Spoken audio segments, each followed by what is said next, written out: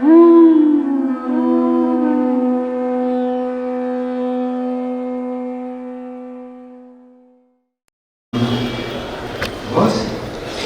Yes, I mean, this Kṛṣṇa. How nice, no? This is one little thing which I need to do. I'm waiting for a bag which has $20 million in it. And it's just coming, so...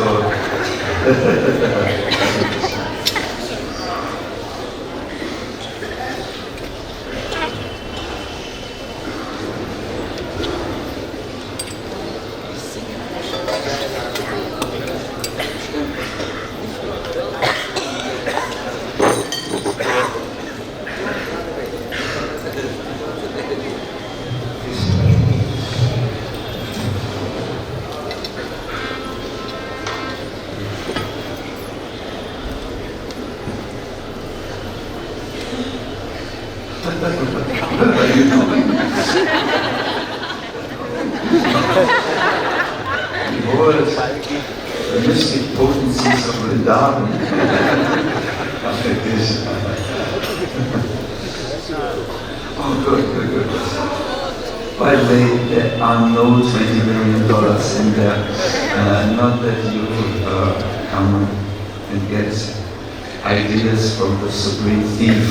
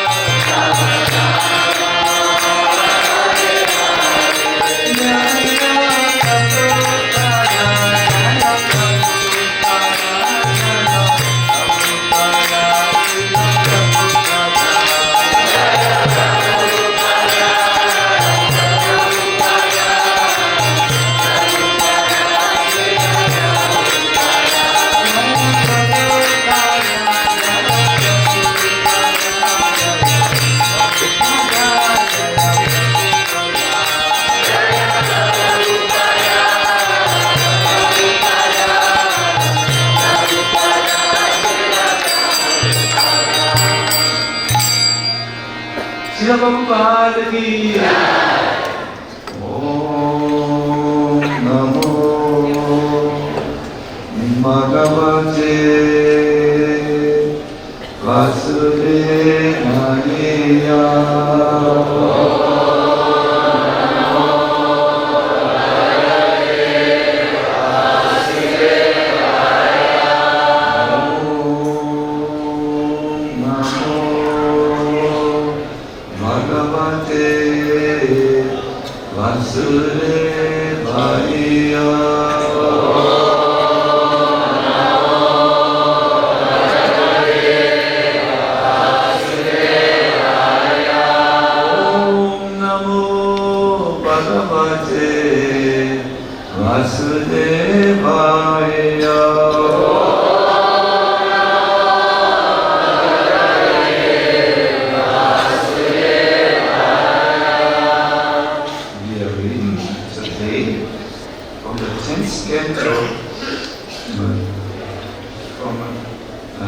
Verse 24, it's about Krishna's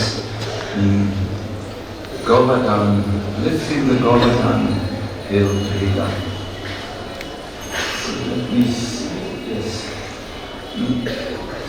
We will go a little fast because time is running so quickly.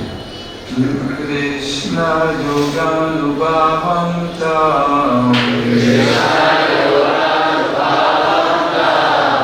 niśamyendro ti-vismitaḥ nistambho bhraṣṭa-saṅkalpaḥ svān meghān sannyavārayat. And the next verse.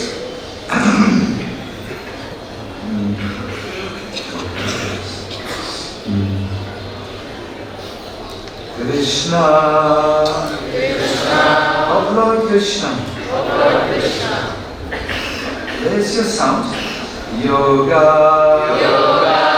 of the mystic power. Anubhāvam, the influence. That. Niśamya, seen. Indra.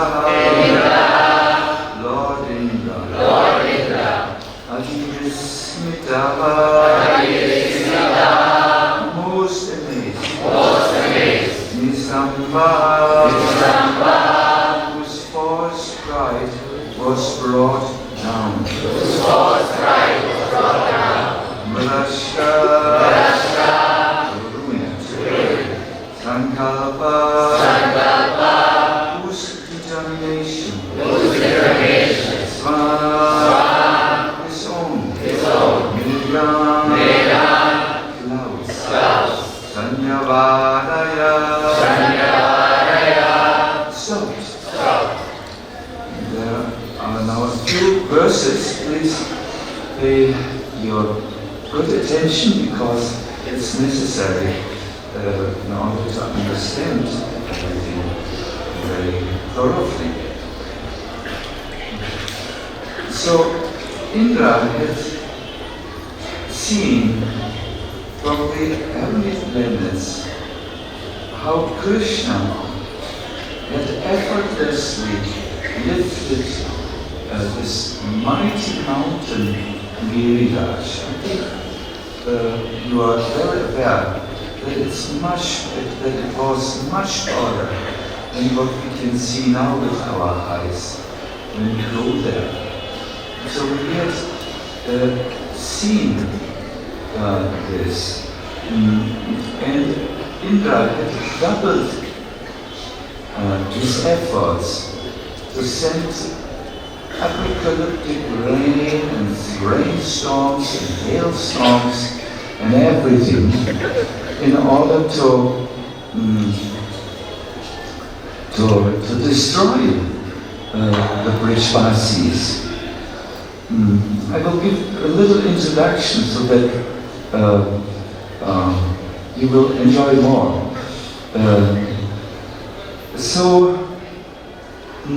After some time, he sent a scout down to Vrindavan. And when he returned, he asked his messenger, report to me now, what is happening with the people and the animals? The scout said, I can't see any people and animals any longer. I only see this mountain which seems to float in the air. And I think when you were throwing your vajra, your thunderbolt, you burned the people and animals to dust, to ashes. But Indra was only half convinced. He said, go back and look very carefully what is happening down there. So the scout went back a second time and he saw again the mountain which seemed to float effortlessly in the air. But this time he went under the mountain, from the side. He looked from the side under the mountain, and then he saw something entirely different. He saw Yashoda. Krishna, won't you finally eat? You're just lifting a mountain. You must become hungry. Krishna said, no, I don't feel any hunger, mother. And started to play his flute. With his right hand, remember, he lifted with the left hand the mountain. Yashoda said, please take something, my dear boy. If you don't take anything, your friends will also not eat anything. And the growling sound in their stomach is already louder than the thunder outside. So Krishna gave his flute to Subal for a moment, and then he started to eat with Yashoda. The scout saw this loving pastime, and he saw how all the Vrishpasis were looking at Krishna and pointing out different beautiful features in his transcendental body. And he became so attracted by how the devotees under the Govardhan mountain acted with Krishna, how lovingly the Vrishpasis acted, that he could not tear himself away and do his spy service and return to Indra. Jiva Goswami says that this happens when you study the loving exchange between Krishna and his devotees, and the devotees and Krishna.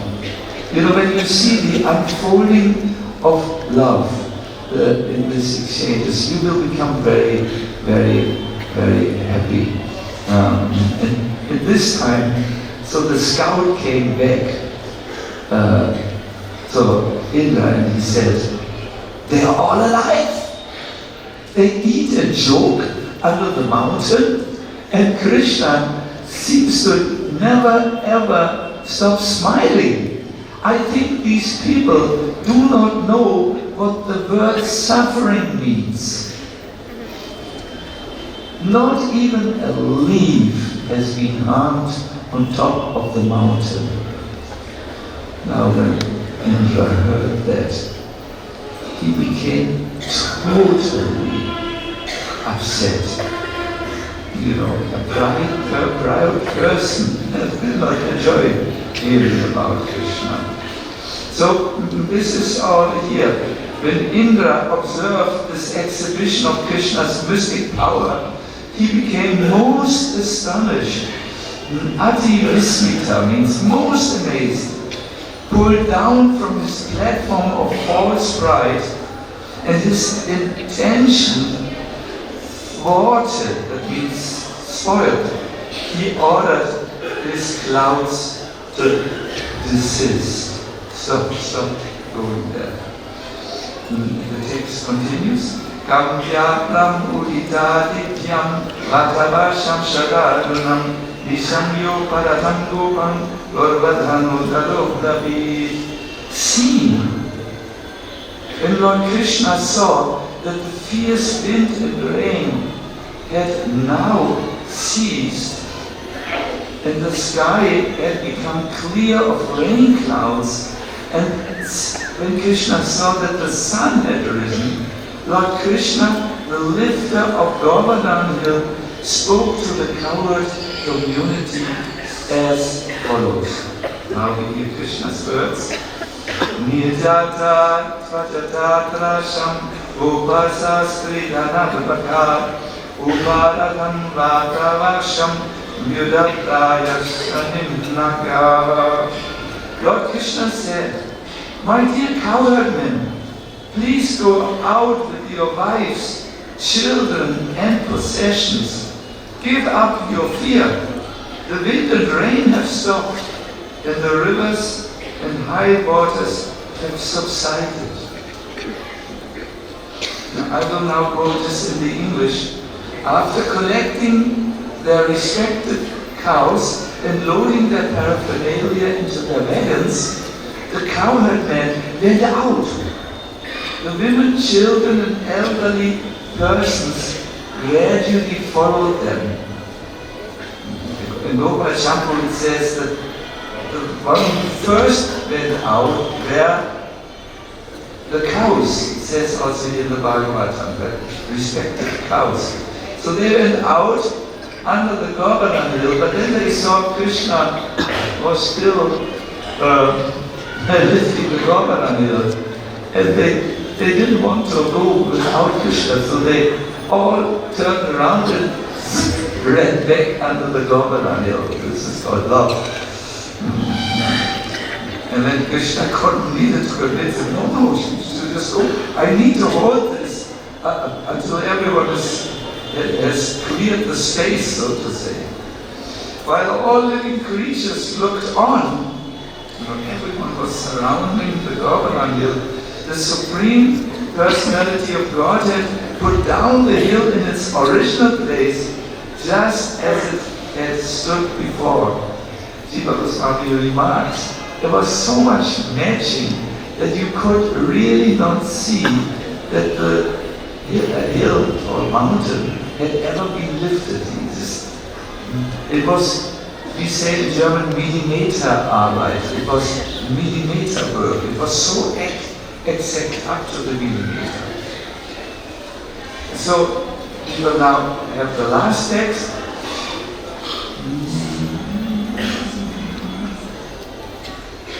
Tam prema vegan nivida vajokasho yatha samiyo palirambana nivavi.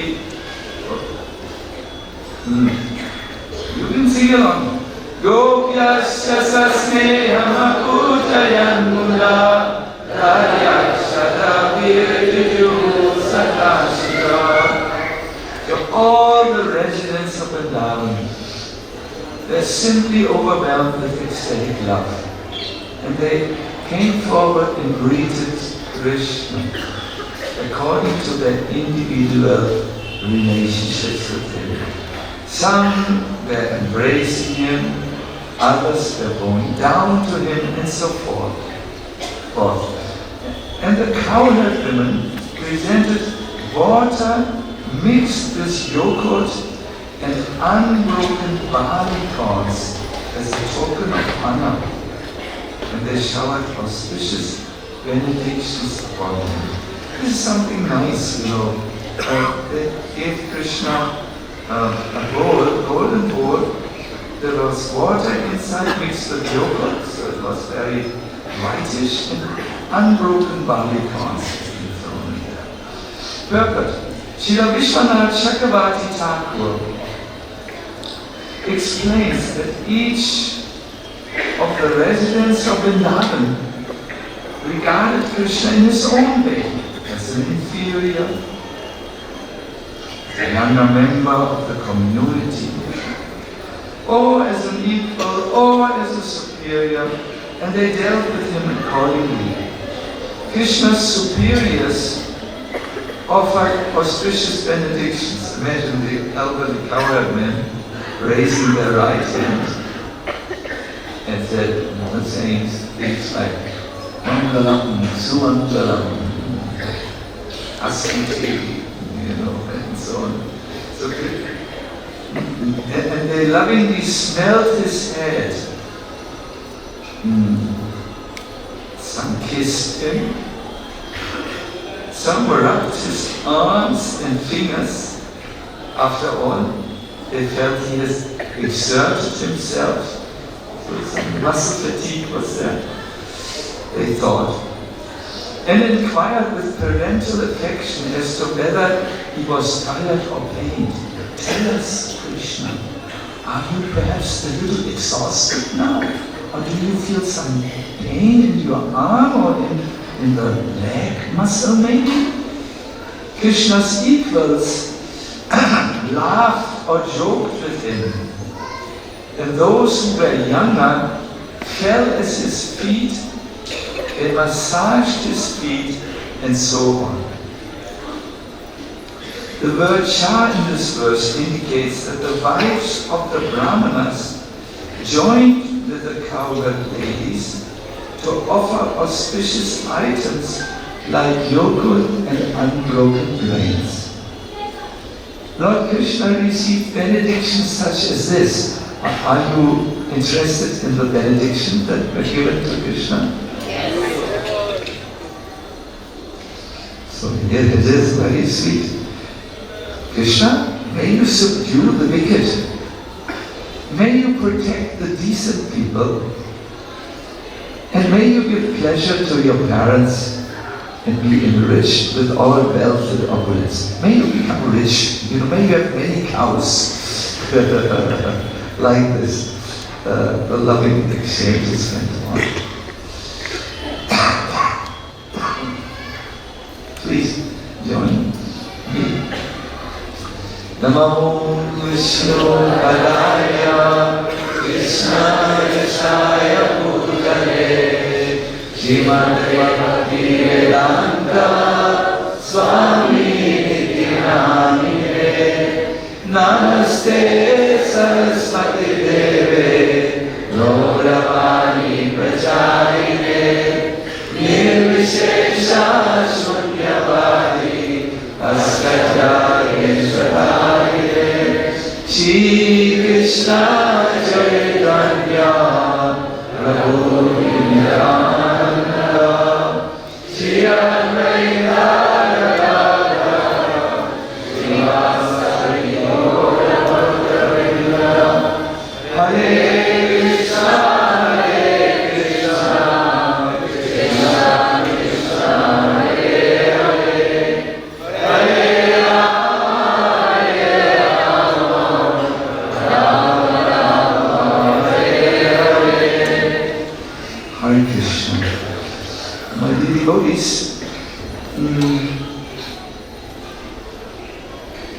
let us contemplate one particular aspect of this pastime that is narrated here. It is the difference between a purely surrendered devotee, the Brajvasis, who were standing there or being there for 7 days and nights non-stop with Krishna, and were totally satiated in their lives, and a mixed devotee like Indra, who had momentarily protested or rebelled against Krishna and had stopped his cooperation with Krishna's plan. Srila Bhaktisiddhanta Saraswati Thakur says, we devotees, we sadhakas, are somewhere positioned between Prahlad Maharaj and Hiranyakashipu. Sometimes we lean to surrender ourselves completely, but sometimes we also rebel. Also the well-known French philosopher Pascal said, the human being is somewhere between an angel and a devil. Sometimes he leans towards the angel's side, and sometimes he leans towards the devil's side. And I think you can identify, especially when you stay in Vrindavan, because Vrindavan always acts like a mirror which shows us exactly what is going on in our bhakti. You can also maybe see some traces that sometimes we surrender very much to seva and to nam, the holy name. We are very good in devotee association. We are humbly serving everyone. But sometimes it just gets too much for us. And we don't want to do seva. Holy name, yes, I've heard about it. There's some theory that this is God, but and with the devotees we quarrel. We think bad about them. We join the various criticisms. No? So we are in between. And we sometimes oscillate. You know this English word goes sometimes like this or sometimes like that. And Indra was such a devotee. After this was over, so let us first focus now on Indra.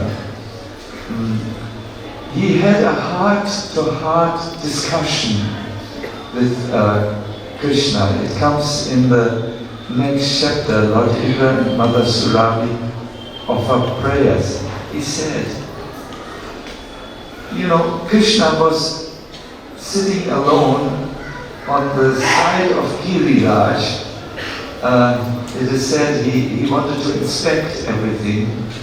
And he was by himself, but really he wanted Indra to get a chance.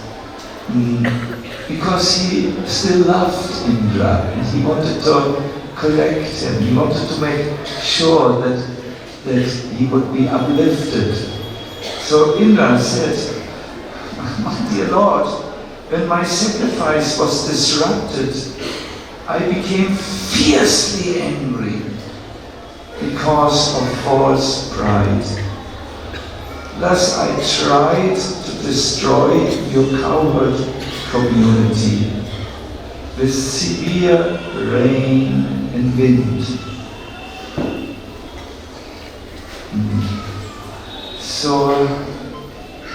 Krishna looked at him at that time. This is explained by Vishwanath Chakravarti Thakur, and said, Indra, I can understand from the way you talk now to me that you are my devotee.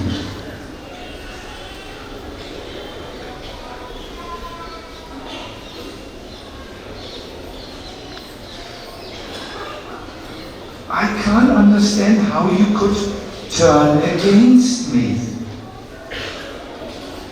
How is it possible for a devotee to go against me? And now Indra answers. It's a heart-to-heart conversation. Indra says, I became angry when my worship was stopped. But Krishna said, I can't believe you. I am your master, you know this, and I stopped your worship. It was me. I can't believe that a servant would become angry like this. And then Indra says something. Listen very carefully. He says, anything is possible, my Lord, for one who's falsely proud. Anything is possible. And of course Krishna knows this, that when a devotee becomes overcome with pride, it is a type of intoxication. Then he loses his spiritual vision. There are two types of intoxication. You know, intoxicants like alcohol, or here in Vrindavan, when you move by some of the courtiers, you get a whiff of hashish smell, yes, also, yeah. That's one type of intoxication. But even more dangerous for spiritual life, don't drink alcohol, don't smoke hashish. This is not the message of this lecture. I have to say this because sometimes one is quoted and not in context, you know. But more dangerous for spiritual life can be when you become so proud of yourself that although you are a devotee, you are not agreeing to cooperate with Krishna's plan any longer. You have your own motive. So Krishna knows that this is a big problem for mixed devotees who are not yet there. And therefore he says, Mayete kari magavan Makabango nugrinata Madanusmitaye nityam Matasyendra sriyabrisam. The Supreme Personality of Godhead said, my dear Indra, know one thing, it was out of mercy that I stopped the sacrifice which was originally meant for you. You were greatly intoxicated by your opulence as King of Heaven. You were intoxicated by this pride. I'm someone very important. And I wanted you to always remember you. And then Krishna says something which I find is so good. He says actually that he stands nearby and he has a stick in his hand.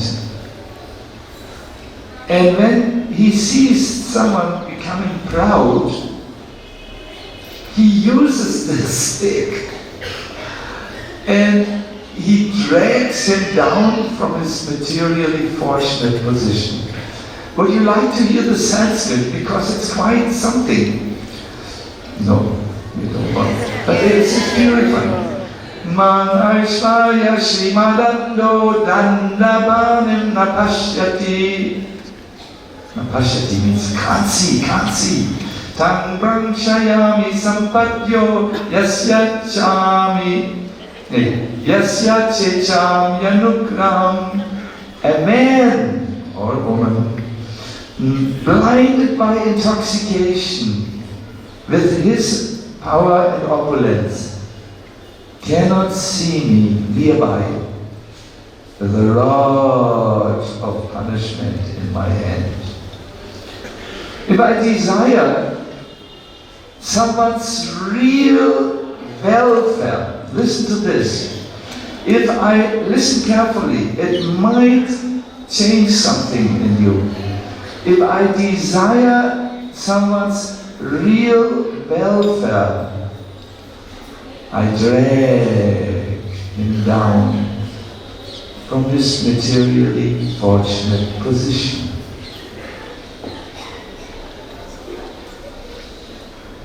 Indra, you may know now, but be sober, means not intoxicated, without false pride. My dear devotees, the misery which comes in your life could be good. The disappointments which you see could be Krishna's arrangement for you.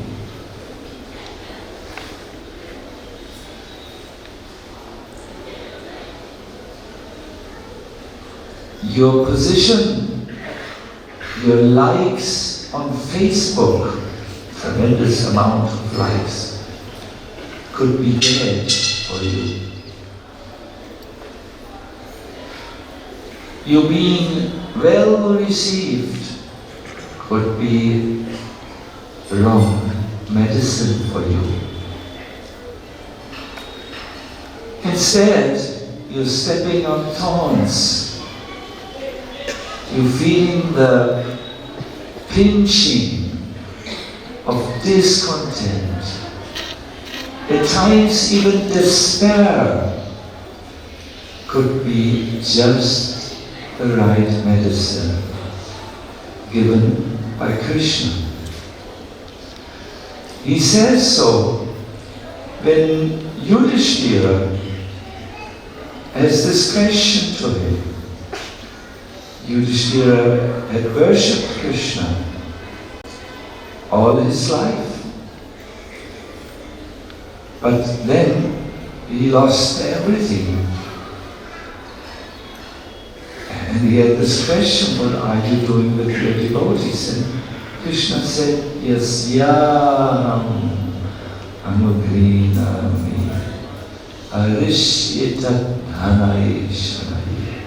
If I like someone very much, not a little, very much, then I take things away from him, so that now finally the devotee is turning to me as his only shelter. We have often observed that all these plus points which we think, health, wealth, education, being liked, can be very bad. And if Krishna likes you, he brings you to a 0 point. Because these so-called points are just higher and higher degrees on the fever scale. You know, it's not good if someone, if let us say devotee A has 37 degrees, and then devotee B says, wow, I got 41, I just got much more numbers on the fever scale. He should be proud on fever numbers. So when we forget Krishna and come into this world and surround ourselves with beauty, with the body, we want to be beautiful, we want to be educated, we want to be, liked by others, and what else? These various desperate needs which we carry in our hearts. When we get these things, it is not good for your Krishna bhakti. I always say we have a few very rich people in our movement, and they know if I don't give this wealth away, it will be like heavy stones in my boat when I try to cross over the ocean of birth and death. Narottam says no, that material opulence is hazardous, it is bad for you. Do you know that only Sudam got from Krishna a palace because only Sudam could handle wealth? Many of us are poor because if we would get a palace, wow, it would be not so good. we conditioned souls are attached to the wrong things which bring us further away from Krishna. We have made friends with the foreign element and with foreign attributes, foreign things, and our intelligence has become viparya smriti, twisted. We give value to what is without value. We hanker and strive and endeavor for those things which are our undoing. And therefore, we lose our taste increasingly in sadhana, in sitting together with devotees and talking about Krishna conscious subjects and not news about planet Earth or planet ISKCON. We are not comfortable to talk about Krishna because our intelligence has become materially tainted, and therefore we can only distract ourselves from Krishna consciousness. So Indra was in this position.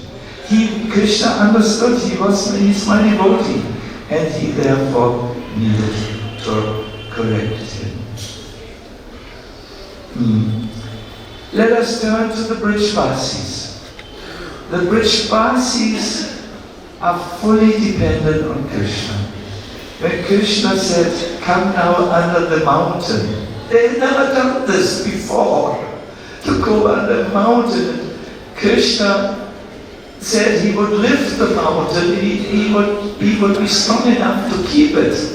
The Brijvasis thought Krishna is only a boy, how can he lift a mountain? When Krishna was lifting, they were massaging his arm because they didn't think he's God. They thought he is like a human being who experienced fatigue when he lifts and so on. But they had one quality, my dear devotees. They were fully surrendered to Krishna, and therefore their life was always very blissful. For them, they didn't know the word suffering, and they didn't know what it means because they were with Krishna. We have in Europe a very nice new Maharaj. His Holiness is a long name, I don't remember. Svān Bhagavan Keshava Maharaj. And he once gave a lecture where he talked about the advantage of living your life with this understanding that Krishna is in control of my life. He contrasted that with the life of someone who thinks, I have to take care of my own life. The one who takes care of his own life, he feels when there is success, wow, this went good, this really went good. I mean, I do have good contacts, and my intelligence is, I'm not senile, I can really think. And when there is success, he might, oh, that was a good program, let's take rest. Holidays are also there. My temple president also takes holidays, let me also go. When there is failure for a devotee who thinks, I have to take care of my life, then he becomes despaired. He gives up trying. He thinks, I always knew I'm good for nothing. And now let us look at the life of a devotee who knows Krishna is guiding my life. Like the Brijvasis, Krishna is in control. Let us say you are successful. You will think, wow, Krishna, thank you that you arranged that. Bhurijan Prabhu always says this. Krishna has given him and his team a wonderful Govardhan retreat center. You have to see it. It's really too good to believe. You must go there. It looks so beautiful. It is so peaceful. It is wow, the hall and everything, the pictures on the wall, the warm shower works like anything, and so on and so forth. And Bhujam Prabhu always says, there's one thing I really want to be careful about. I don't ever want to think that I did it. I don't ever want to think that I'm the owner of this place. I want to think Krishna gave it, and Krishna is in control. More particularly Giriraj. So a devotee who feels success in his efforts will immediately say, Krishna, Krishna, Krishna, you did it. Then a devotee who thinks Krishna is in control experiences failure. He will not be despondent. He will not beat his head against the computer. A devotee who experiences failure, these things, okay, Krishna didn't want it this time that this worked out. But maybe another time he wants it. He is not hopeless. Let's study the two mentalities when there is a challenge. The devotee, the mixed devotee who is feeling my life is in, I'm doing everything, it's up to me and my clever machinations. Look it up in the Google translation, my clever arrangements, you would say. That there's a challenge, he becomes all anxious. Oh no, I hope it works, I hope and he sends 20 WhatsApp messages about a thing which has already been communicated in the first WhatsApp message. And the devotee who understands Krishna is in control. He would say, I try my best, let's see what Krishna wants to do. He's free from anxiety when there's a challenge. It's so much better to follow in the footsteps of the Brajvasis or of the surrender devotees than to remain a mixed devotee who sometimes leads to the wrong side, like Indra. Oh, Indra got such a lesson. When Indra could see, I can't destroy the Brajvasis. They are, when he could hear this from the sky, they are all under the hill. At that time, the messenger of Kamsa came. He was a yaksha. He said, I have good news, Indra. Kamsa is very proud of you. Kamsa sends this message, O Indra, king of the Devatas, you are very intelligent by attacking Krishna. I think you come very close to me now. We can negotiate and this constant war between the Devatas and the Asuras can be over. Let's negotiate. Indra thought, oh no, look what I have become. Kamsa, supermost materialist, is finding great favor in me.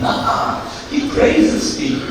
Oh no, I'm definitely on the wrong side here. I must surrender now to Krishna fully. And that he did.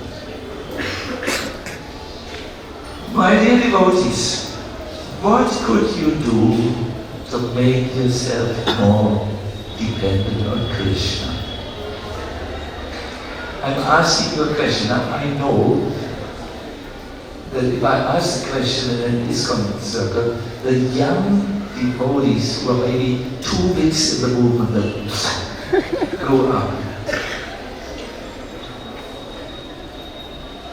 Good that you are reflective, but we older people must reflect.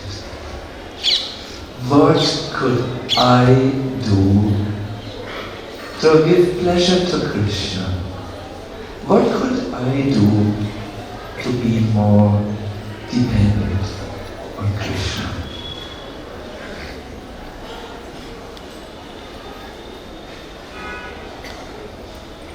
I think especially in relationship to the holy name, which is Krishna's most merciful and most accessible form, we should always ask this question: what could I do from my side to worship the holy name more? After all, this is the form which God has chosen to come close to the conditioned soul. Even a very fallen soul can serve the holy name, can be with the holy name. You can't do this with the deities.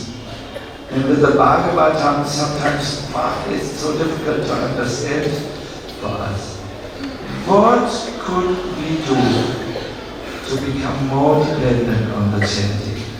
And I would like you to listen to something which I caught from a lecture of bhakti-yoga. He said, we should be serious about practicing ti-vismitaḥ. Now I know that most of you, when they hear this example, when they hear this, they go, oh, Sacinandana Swami, you've totally disappointed us. Ti-vismitaḥ, we hear it in every single lecture. Are you not, do you know this to be a little creative? Can you say something which works also? Ti-vismitaḥ, we hear so much and it doesn't work with us. With me it works, but not with the other person.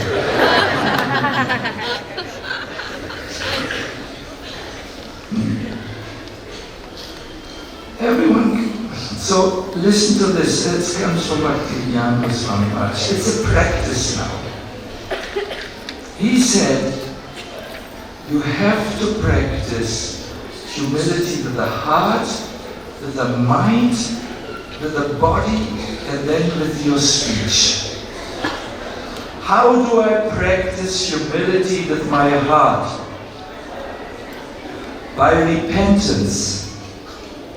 I should sincerely repent that after all these years, at least, I can't speak for you, but for me, after all these years, I can observe in my heart things which shouldn't be there. That should be repented. We should be sorry for that. Vishwanath Chakravarti Thakur brings the point, drives the point really home. He said, Krishna, who is not easily attained, can be attained by those who are prepared to face their own lowliness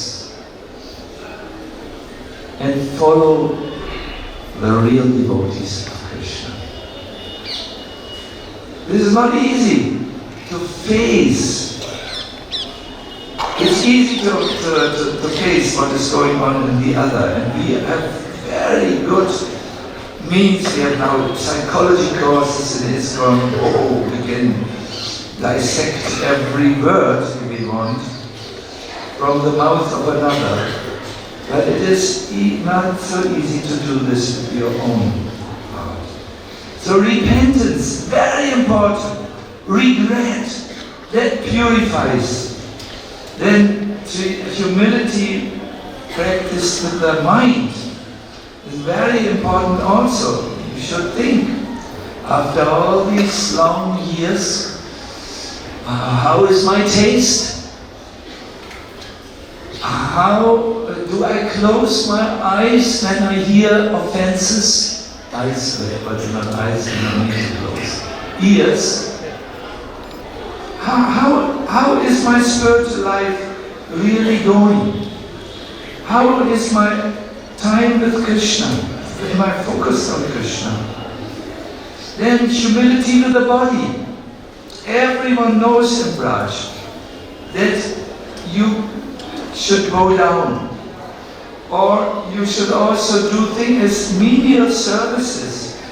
You know, here we find kings who are sweeping the road. Humility with the body. They know they have to practice this. And then only humility in your speech. Oh Prabhu, please forgive my offenses. Oh Prabhu, I'm your humble servant. It's not just lip service, but it means something. First, stop. Before you speak, practice humility with your heart, with your mind, with the body, because then your speech will mean everything. So this is something very practical. This is a takeaway, because Krishna wants his devotees to be free from pride. There is a song,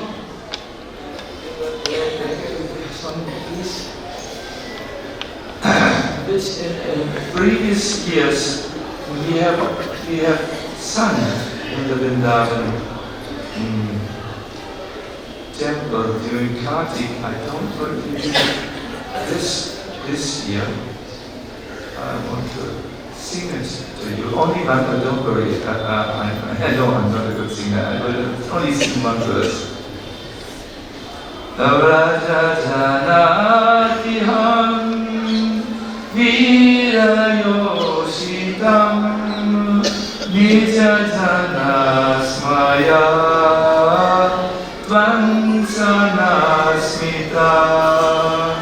Vajasake babat kinkari smano jalanuhananam charudashaya. These are the super devotees of Krishna. They sing in the 31st chapter, O hero, you destroy the sorrows of your people here in Raj. Your mere smile shatters the pride of your near endearments. Oh, dear Lord, kindly show us your attractive lotus face. God's constant work in relationship to his devotees is to shatter their pride. And we old men can talk about this because we have experienced this many times. Better you practice humility before Krishna comes and takes his stick. He sits nearby with his stick, right? We heard this in the Bhagavad-Gita. It just gives you a whack. When you don't understand, he will give it another time. And you will start to totter and lose your path and lose your vision. Because he loves you. With this pride, where you are totally losing yourself in the false world, in the illusory world, without destroying your pride, you would continue to march in pride, but march in the totally wrong direction. This direction where you march in pride, even if you are dressed as a Vaishnava, will not bring you to Krishna. It will bring you further and further away from Krishna. And therefore Krishna does sober his devotee. His word is sober. Sober his devotee. from the intoxication. Perhaps you have already seen it. Hare Krishna. I've come to my end.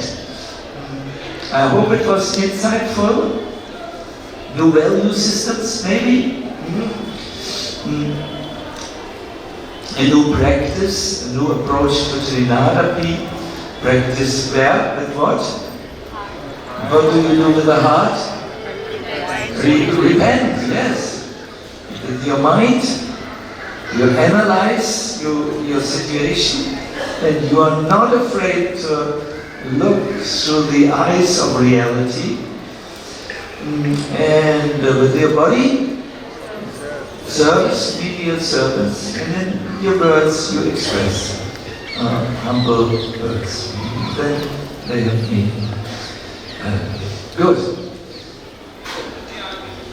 Hare Krishna. Finish.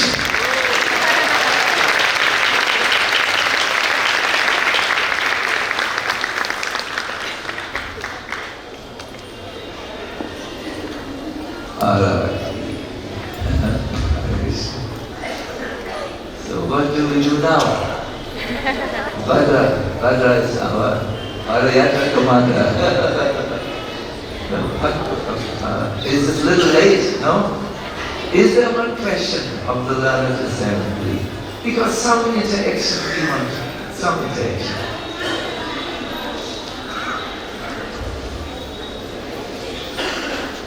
Yes, Prabhu, is it Krishna?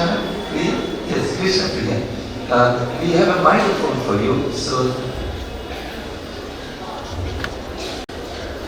Dr. Krishna Priya, we call him. Doctor, he's a doctor, he has healed many devotees. Hare Krishna. Hare Krishna. Maharaj, thank you very much for such a wonderful class. And my question is like, we have opulence in ISKCON also, so much opulence. So how to handle this? You are saying that. Yes, we have opulence in ISKCON, so much opulence. In fact, Krishna seems to give us more and more opulence, especially in India or everywhere. Now every good ISKCON program ends with a fundraising appeal.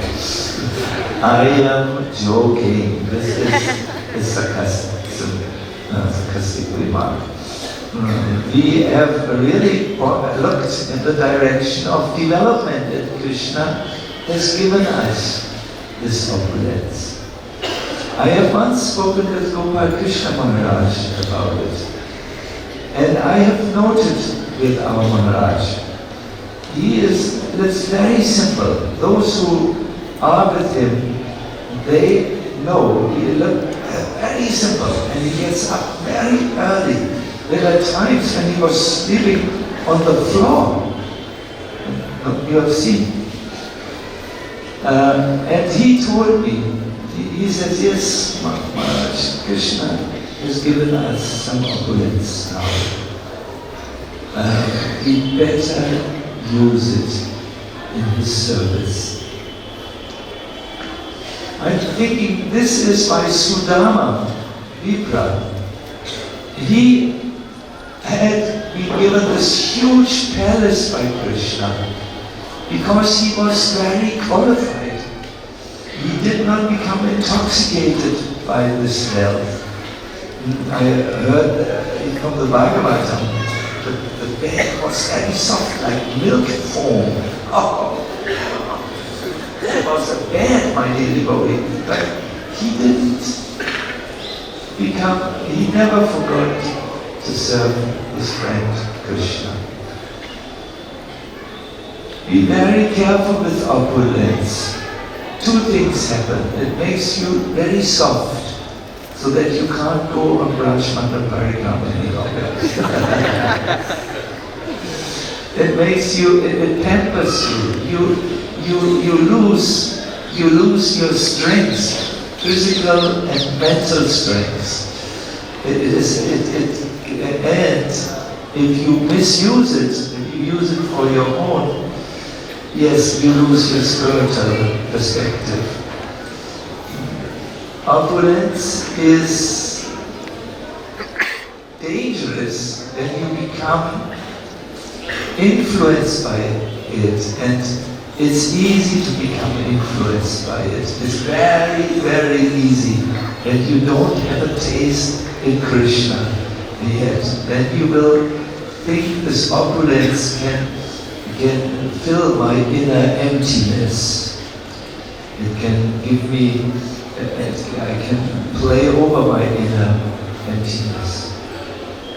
Yes. There was once, and I'll end with this, there was once a very, very renounced man. He stayed as a guest to a very devoted king. The king gave him an apartment in his palace, first-class food. And after 2 weeks, the saintly man wanted to continue his travels. So he asked for a meeting with the king, and at the meeting, he first thanked him for his hospitality, but then he said, you can never ever become Krishna conscious with such opulence. It's not possible. Note the falsity of his words. He stayed 2 weeks as a guest.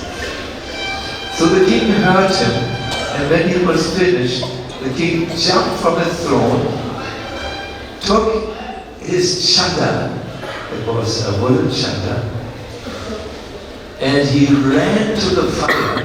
There was a fireplace, it was winter in the palace, and he threw the chadar in the fireplace, and it burned immediately. Oh no, said the saint, the renunciant. Oh no, why have you done this offensive act? You have taken my only possession. I'm so renounced. You have taken my chadar and burned my chadar. The king said,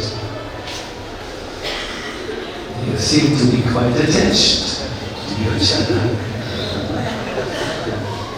But watch what will happen tomorrow.